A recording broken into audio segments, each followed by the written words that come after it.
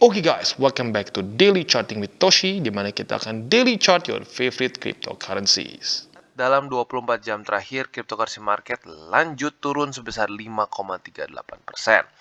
Dengan total market cap mencapai di 1,24 triliun US dollars. Yang kita bisa lihat untuk Bitcoin kembali ke angka 297,298 alias struktur Bitcoin ya, struktur summer low 2021. Dan itu merupakan penurunan sebesar 6,21% dari harga kemarin. Kemarin nyaris 32 ribuan kan, atau sekitar 317 lah ya. Nah, setelah itu Ethereum kita bisa juga ikutan turun, turunnya sedikit lebih kurang ya. Dia minus 5,55% dalam 24 jam terakhir dengan harga di 1.800-an. Lalu untuk BNB dia turun sebesar 5,61%, berarti kemungkinan nih MA20 sudah kayaknya dites deh. Coba kita nanti lihat ya. Cardano turun sebesar 7%, XRP turun sebesar 5,65%. Untuk Solana turun sebesar 12,23% dan seterusnya. Ya, rata-rata terkoreksi. Nah, tinggal pertanyaan lebih besar daripada BTC atau tidak ya. Dan sekarang kalau kita lihat untuk Bitcoin ya, kita bisa lihat bahwa Bitcoin sekarang sedang close-nya bisa dibilang masih tipis banget di antara MA20 dan struktur ya. Kita sekali lagi tahu bahwa struktur ada di sekitar 297 ya, di mana ini adalah summer low dari 2021 ya. Jadi bisa dibilang summer low masih bereaksi sebagai support, which is good ya. Tinggal pertanyaan kita dalam beberapa hari ke depan adalah apakah Bitcoin akan bisa bertahan di sini dan mulai mantul ya. Kalau seandainya dia mulai mantul di sini, artinya apa? Dia mulai membuat satu higher low ya. Dan tentunya membuat higher low ini adalah pertanda yang baik untuk sebuah aset ya. Nah, yang menjadi pertanyaan mungkin kenapa Bang kok bisa tiba-tiba harganya anjlok Bitcoin ya. Kita bisa lihat ternyata yang membuat harga Bitcoin anjlok adalah indeks dolar yang menguat ya. Ternyata MA50-nya kembali kuat untuk indeks dolar. Ya, jadi pada tanggal 30 Mei dia sempat drop di bawah dari MA50, tetapi pada tanggal 31 dia bertahan dan pada hari ini 1 Juni dia mulai meningkat lagi dan menembus daerah 102. Nah, bisa dibilang ini adalah penyebab utama dari risk on asset yang cenderung turun harganya, ya termasuk Bitcoin. Jadi untuk sekarang lagi-lagi kita harapkan adalah MA20 mulai berubah menjadi resisten, ya. Karena kemarin di sini saat dia jebol, dia tidak pernah retest MA20. Ya, dia jebol di sini, dia gagal menembus struktur. Langsung pada tanggal 23 Mei dia turun lagi dan belum sempat retest MA20. Nah, harapan kita adalah MA20 menjadi resisten dan dia mulai membuat apa? Higher low. Nah, harapan kita adalah MA20 di sini bisa mulai berubah menjadi resisten dan mulai bisa membentuk satu pola lower high bagi US dollars atau lebih tepatnya indeks dolar ya. Karena lagi-lagi satu aset yang mulai membuat lower low dan lower high adalah aset yang akan cenderung bearish. Ya, jadi bisa dibilang ini sangat ditentukan dengan indeks dolar kalau kita mau lanjut bull run atau tidak ya. Nah, jadi untuk sekarang ya tentunya harapan kita andaikan kita bull ya, Bitcoin bull, harapan kita adalah 20 berubah menjadi resisten dan indeks dolar lanjut lagi turun bahkan bisa sampai sub 100 ya. Karena kenapa? Seperti yang gue bilang korelasinya indeks dolar adalah saat dia downtrend yang kuat ya, bear market. Nah, kemungkinan besar atau bukan kemungkinan besar, secara statistik ini menunjukkan bahwa itu saatnya untuk Bitcoin dan risk on asset untuk bull run. Ya, jadi harapan kita tentunya adalah supaya bisa terjadi movement seperti ini. Ya, dan kalau kita lihat nggak selalu langsung dropnya seperti ini, dare gitu turun, nggak. Ya, mereka juga sama, ada rally dan ada drop. Ya, jadi kita bisa di sini, dia ada drop, ada rally, drop, rally, dan akhirnya ya selama dia membuat lower low, lower high, lower low, lower high, ya oke. Ya, jadi lagi-lagi harapan kita adalah semoga saja nanti 2 kali lagi peningkatan interest rate pada 15 Juni dan nanti di Juli tidak akan membuat indeks dolar jadi terlalu kuat. Ya, kalau indeks dolar kembali lagi ke daerah sini, bahkan bisa membuat higher high, ya siap-siap. Ada kemungkinan, ya bisa dibilang probabilitas besarnya Bitcoin akan menuju ke MA200 weekly. Ya. Dan untuk sekarang kita bisa lihat ya untuk Bitcoin, jadi lagi-lagi PR-nya gue ulangi for now ya, bertahan di daerah 29.700 atau lebih tepatnya di atas dari 29.700-an ya. Dan andaikan Bitcoin bisa melakukan movement seperti ini kurang lebih ya, higher high, higher low, menembus MA50 dan retest 200, nah ada kemungkinan besar Bitcoin akan mengulangi skenario di 2018 ya. Tinggal pertanyaan satu, Andaikan nanti udah sampai MA200 di atas, ya sesuai dengan 2018, pertanyaan apakah dia akan reject juga sama persis dengan 2018, atau jangan-jangan dia malah menemukan momentum, ya, menemukan momentum, dan malah mantul di 200 dan melanjut buruan sampai ke all time high. Ya, lagi-lagi kita bukan dukun di sini ya, kita harus lihat satu persatu, ya, mana yang kemungkinannya lebih besar terjadi. Nah, tetapi sekali lagi gue ingatkan, andaikan interest rate terus meningkat, inflasi terus tidak terkontrol di Amerika Serikat, ya the Fed secara probability ya akan lebih cenderung meningkatkan terus sehingga inflasi mulai stabil dan ini akan membuat Bitcoin terus turun, ya. Jadi kurang lebih seperti itu gambarannya untuk Bitcoin ya. Untuk detailnya kita akan bahas di belakang. Dan lagi-lagi pada hari ini mungkin berita yang paling yang sebenarnya cukup mengejutkannya adalah indeks dolar ya. Belum ada kata-kata apapun dari The Fed tapi mulai meningkat. Jadi ya jujurnya makin deg-degan nih pada tanggal 15 Juni nanti seperti apa.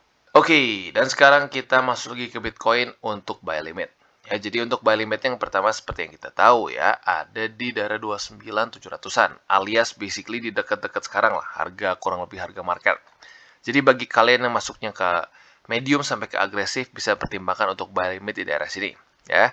Dan ya baik lagi, masih ada harapan ini kembali bounce dengan support di daerah 29.700-an, ya. Dan tentunya apabila itu bounce, itu masuk ke skenario A ya. Skenario A itu di mana dia akan kemungkinan besar akan retest MA200. Sama seperti di 2018. Ya, lagi-lagi buat kalian yang belum tahu, kita akan kasih sedikit gambarannya ya. Ini tembus trendline. Di 2018 juga sama-sama tembus trendline. Dan yang dilakukan adalah apa? Yang dilakukan di sini saat dia tembus trendline adalah retest 200 dan akhirnya kapitulasi di akhir. Ya. Nah, tapi ada satu hal yang penting ya. Satu hal yang cukup penting, statistik yang terjadi selama ya basically MA200 weekly ada ya, yaitu adalah cross MA20 dan 50 di sini ya. Saat sudah terjadi cross MA20 dan 50 di weekly ya, yang terjadi adalah retest ke 200. Mana Bang datanya? Ini dia datanya ya.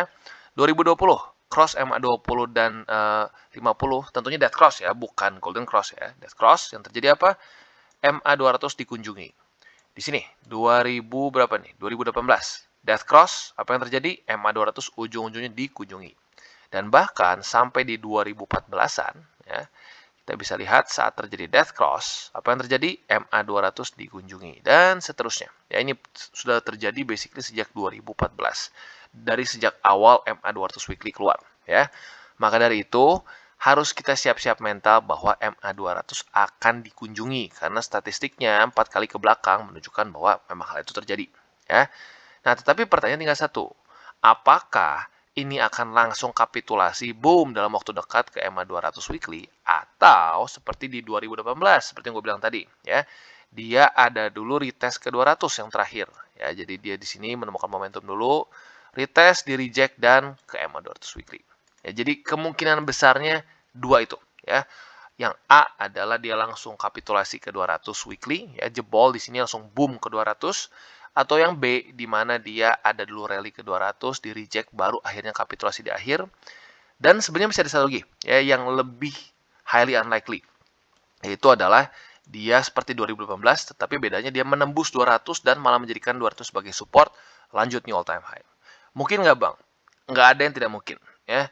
Dan mungkin saja bisa terjadi seperti ini karena apa? Ini kesannya karena banyak market yang karena banyak partisipan di market yang front running.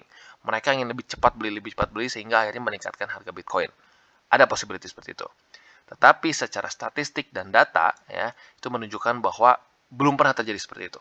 Ya, jadi lagi-lagi probabilitas yang skenario C ya itu yang paling tipis kemungkinannya. Ya, tapi tetap nggak bisa kita hilangkan. Ya, jadi kurang lebih seperti itu untuk Bitcoin. Sekali lagi gue ingatkan ya, kok dihilangkan ya. Sekali lagi gue ingatkan untuk yang medium sampai ke agresif bisa pertimbangkan di daerah 29.700 dan buat kalian yang konservatif bisa di berapa? MA200 yaitu di 22.183. Oke, dan selanjutnya kita masuk ke Ethereum. Dan kita bisa lihat untuk Ethereum, ternyata candle-nya kemarin menunjukkan bahwa dia reject oleh MA20 dan struktur ya. Jadi yang kemarin legit dihitung breakdown walaupun sangat tipis ya. Nah, tentunya ini cukup menyedihkan karena kita bisa lihat sudah 3 hari Ethereum berusaha untuk naik ya. Dan akhirnya pada tanggal 30 Mei dia berhasil menemukan satu momentum yang cukup tinggi sehingga dia bisa close daily di atas dari struktur dan juga MA20. Tetapi kita bisa lihat volatilitas market kembali lagi meningkat dan sayangnya meningkatnya ke kebalikan yang kita ingin ya. Indeks dolar kembali menguat sehingga risk on asset cenderung makin drop ya. Nah, jadi untuk sekarang ya bagi kalian yang sudah pasang buy limit di daerah 1780 harusnya sudah dapat posisi karena weeknya kemarin sampai paling dalam itu di 1762 ya.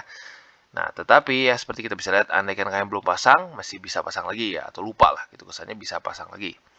Dan tentunya yang menjadi PR bagi Ethereum adalah mempertahankan dirinya di atas dari 1780 USD. Andaikan bisa, nah itu akan menjadi pertanda yang baik untuk Ethereum. Walaupun jujurnya ya dengan kondisi seperti sekarang, ini the Fed belum mengumumkan interest rate. Sudah ada peningkatan di indeks dolar. Maka dari itu ya, not looking extremely good. Ya, jadi harus siap-siap ada kemungkinan akan ada downside potential lebih besar lagi. Ya, dan sekali lagi gue ingatkan untuk Ethereum, apabila kalian nanti ya ini just in case ya, apabila nih Ethereum mulai jebol ke bawah dan mulai ke reject di sini dan terus membuat lower low, lower high, gue sarankan untuk stop dulu beli Ethereum. Ya, karena kenapa? Lagi-lagi dia sudah menembus summer low kalau seperti itu. Ya.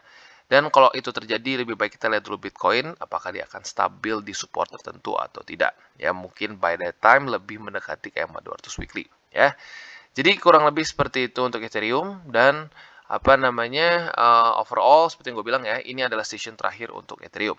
Oke, dan selanjutnya Cardano. Untuk Cardano kita bisa lihat minimal dia tidak menembus MA20 ya. Kalau Ethereum kita bisa lihat dia jebol semua ya, udah MA20 jebol, struktur juga jebol. Jadi untuk Cardano bisa bertahan seperti ini, this is quite good ya. Nah, kalau secara fundamentalnya ya, secara newsnya juga kita tahu bahwa Cardano sedang dalam perjalanan untuk hard fork selanjutnya yaitu Facile ya, Facile hard fork. Kita sudah pernah bahas kayaknya beberapa bulan lalu ya. Waktu itu belum, sekarang akhirnya sudah mulai berjalan. Nah, bisa dibilang karena hard fork itu Cardano mungkin secara sentimen jadi lebih oke. Ya, jadi dropnya nggak terlalu ekstrim. Dan buat kalian yang, gue juga baru sadar nih ya, gue bersadar bahwa dia sebenarnya mulai membuat satu struktur baru yang membuat high di sini ya, di mana sebelumnya adalah struktur resisten di daerah 59 sen di sini yang berhasil dia taklukkan pada tanggal 31 dan 1 Juni ya. Walaupun sekarang lagi dites lagi ya. Jadi tentu yang menjadi hal yang penting bagi Cardano adalah mempertahankan MA20 di daily ya. Andaikan dia bisa mempertahankan MA20 di daily dan kembali lagi ke atas, lagi-lagi secara struktur dia mulai membuat higher high dan higher low ya. Jadi kurang lebih seperti itu untuk Cardano. Dan untuk buy limitnya ya tentunya tinggal dua yang tersisa ya. Yang pertama adalah untuk yang medium sampai ke high risk yaitu di MA20 yang sekarang ada di 53 sen ya, harapan kita 53 dolar nanti ya. Tapi sekarang untuk buy limitnya buat yang medium sampai ke agresif di 53 sen. Dan untuk kalian yang masuknya konservatif seperti biasa bisa sabar di 44 sen ya. Jadi kurang lebih seperti itu untuk Cardano. Oke, dan pada hari ini kita akan update Atom. Ya, untuk Atom kita bisa lihat bahwa pada tanggal 30 sampai tanggal 1 Juni Atom terus-terusan di reject oleh MA20 ya, reject 1, reject 2 dan akhirnya ketiga dia jebol juga. Tapi good newsnya apa? Good newsnya minimal Atom tidak jebol struktur di 9 sen. Ya, dia masih bertahan di atas dari situ, which is good. Ya.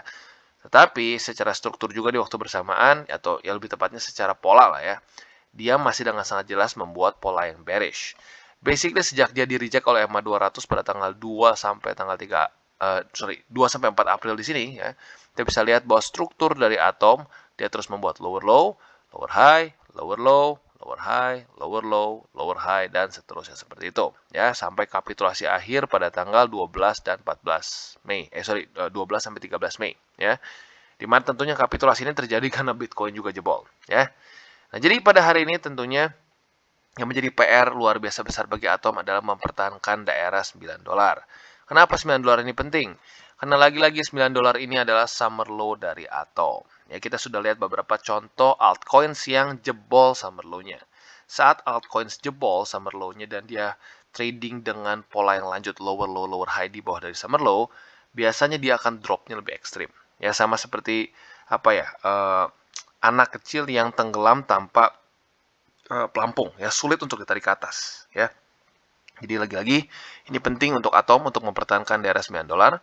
Andaikan dia bisa bertahan terus dan Bitcoin bisa mulai rally lagi, ya, Atom kemungkinan besar bisa selamat, ya. Tapi andaikan Bitcoin kembali lagi menuju ke skenario A, di mana dia akan kapitulasi menuju 200 weekly, ya sudah siap-siap. Kemungkinan besar Atom akan close di bawah dan akan lanjut terus turun ke bawah, ya. Jadi maka dari itu untuk Atom sekarang ini adalah stasiun terakhir, ya. Stasiun terakhir untuk averaging di Atom, yaitu daerah $9. Jadi kurang lebih seperti itu untuk Atom. Oke, dan selanjutnya kita masuk ke Matic. Dan kita bisa lihat untuk Matic akhirnya ternyata jebol juga. Ya, pada tanggal 31 Mei, kemarin Matic berusaha untuk stay di atas dari EMA20, ya, walaupun ke-reject oleh dari 68 sen. Harapannya adalah Bitcoin menemukan momentum lagi dan bisa menembus 68 sen. Ternyata Bitcoin yang malah drop ke bawah, ya, dari 32.000 kemarin paling tingginya, sekarang malah drop ke 29.700-an alias ke struktur, ya, dan tentunya ini membuat Matic kembali lagi drop dan ketarik lah intinya, ya. Jadi untuk sekarang Matic kita bisa lihat bahwa dia sayangnya sudah tembus summer low sejak kapan ya, basically sejak tanggal 11 Mei. Dia berusaha beberapa kali untuk menembus lagi summer low, tetapi cukup sulit sepertinya. Nah, ini seperti yang gue bilang, ya, summer low ini biasanya akan menjadi sebuah support yang cukup baik, ya, tetapi andaikan dia ketembus, dia akan berubah menjadi resisten yang menyebalkan. Karena kenapa, ya?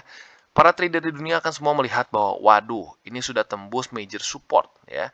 Andaikan sudah tembus major support, biasanya demand untuk aset tersebut akan cenderung menurun. Maka dari itu dia akan cenderung sulit untuk reclaim lagi major support, ya. Maka dari itu kita bisa lihat sudah berapa kali nih, ya. Dia di sini sempat berusaha reclaim tetapi langsung kehilangan momentum lagi, ya. Jebol lagi sejak tanggal 18 Mei dia tidak pernah berhasil lagi daily close di atas dari MA20 sampai sekarang, ya. Jadi harapannya lagi-lagi adalah dia berhasil reclaim lagi, ya, karena kalau dia belum bisa reclaim, gua tidak sarankan untuk tambah posisi dulu untuk Matic.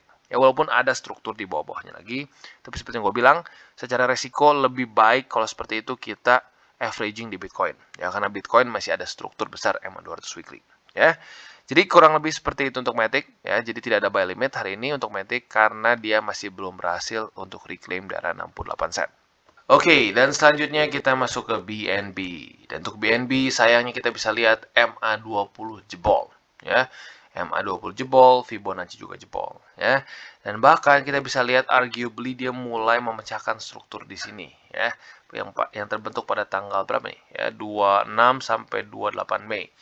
Jadi ya lagi-lagi ya sekuat-kuatnya satu aset, sekuat-kuatnya satu altcoins, cukup sulit apabila kondisi Bitcoin sedang dalam bear market. Ya mau tidak mau, korelasi antara altcoins dengan BTC itu besar.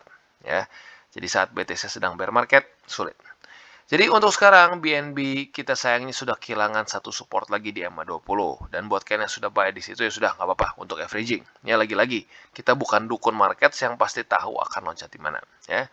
Jadi untuk sekarang BNB tinggal tersisa satu posisi saja untuk buy limit, yaitu di daerah 263,6 USD dan ini adalah stasiun terakhir untuk BNB, ya. Sama seperti Ethereum di 1780. Nah, ini adalah summer low dari BNB, ya, di $263,6. Ya, jadi harapan kita adalah semoga saja, ya, andaikan Bitcoin lanjut lagi turun, itu BNB nggak sampai jebol di sini, ya. Semoga saja dia akan masuk ke daerah akumulasi di sini saat Bitcoin turun, ya. Jadi kurang lebih seperti itu untuk BNB. Sekali lagi gue ingatkan, ini adalah stasiun terakhir untuk BNB di 263,6 USD. Oke, dan selanjutnya Solana. Sayang sekali ya, Solana jebol. Dia jebol struktur di sini, ya, jebol support, dan juga sayangnya dia jebol juga lower low. Ya, jadi kembali lagi Solana membuat lower low bagi dirinya sendiri, ya. Jadi overall secara makro kita bisa lihat not looking good. Lower low, lower high. Di sini ada potensi untuk membuat satu reversal di mana dia di sini membuat higher low, tetapi jebol juga ke sini membuat lower low lagi. Di sini membuat lower high di EMA20 ke reject dan sekarang membuat lower low lagi. Ya, sangat unfortunate, tapi lagi-lagi ya, mau tidak mau kita harus expect price action seperti ini karena memang sedang dalam bear market, ya. BTC sedang di bawah dari bull support band. Maka dari itu yang tersisa dari Solana adalah $23,47 saja di sini ya. Dimana ini adalah summer low bagi Solana. Nah, semoga saja daerah $23 ini bisa benar-benar kuat menjadi support bagi Solana sehingga Solana bisa lanjut lagi ke atas ya. Jadi untuk Solana kurang lebih seperti itu ya, tinggal tersisa daerah $23 lebih 47 sen. Oke guys, jadi itu adalah akhir dari segmen DCWT kita pada hari ini. Dan jangan lupa bagi kalian yang merasakan manfaat dari segmen ini, jangan lupa untuk share ke teman-teman kalian. Dan apabila lu pengen mensupport channel kita, ya TCI, jangan lupa untuk menggunakan link referral kita di bawah. Nggak wajib ya, tetapi apabila lu menggunakan link referral kita di bawah, ada macam-macam ya, dari Bybit, Huobi, Maxi, toko kripto, dan banyak lagi ya. Ya, walaupun nggak wajib, tapi kalau menggunakan link referral kita, lu secara langsung membantu perkembangan dari TCI. Dan satu lagi, jangan lupa juga untuk join Telegram group kita, di mana kita bisa ngobrol-ngobrol santai mengenai dunia cryptocurrency secara dua arah. So, jangan lupa untuk like, subscribe, klik the bell icon, and see you on the next video.